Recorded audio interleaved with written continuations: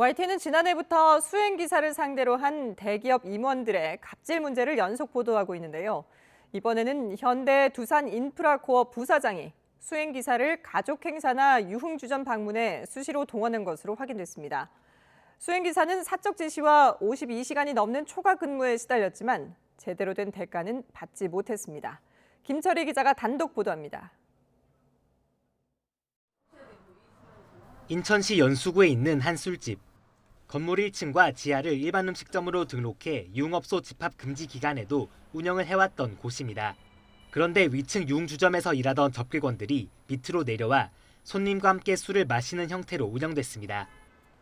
편하게 앉아서 빠졌고 이상층 영업하는 한 코로나 시작되고 나서 나가는 거죠. 일반 음식점에 접객원을 두는 것 자체가 명백한 식품위생법 위반입니다. 접객원과 같이 술을 마시거나 먹는 거는 불법 사항이 되긴 하는데 코로나랑은 상관없이 언제든 그거는 불법이 되는 거죠.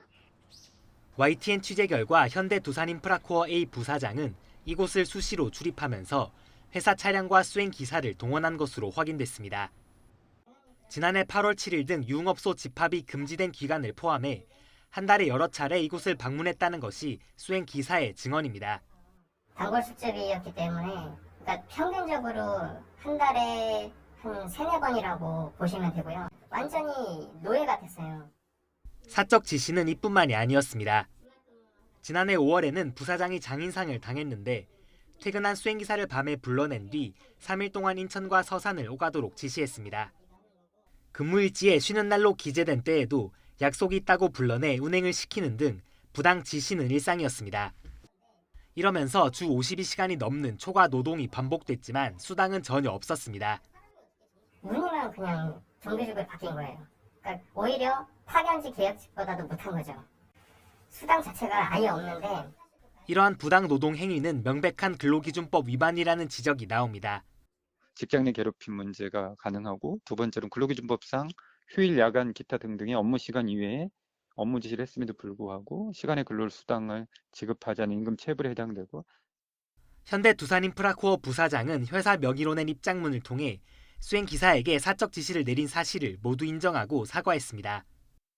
회사 차원에서도 임원 수행기사들의 주 52시간 초과 근무 여부를 살피고 지침을 강화하겠다고 밝혔습니다. 잊을만 하면 반복되는 대기업 수행기사에 대한 갑질 문제. 재발을 막으려면 열악한 환경 속에 처한 사각지대 노동에 대해 주기적인 관리 감독을 의무화해야 한다는 목소리가 커지고 있습니다. YTN 김철입니다.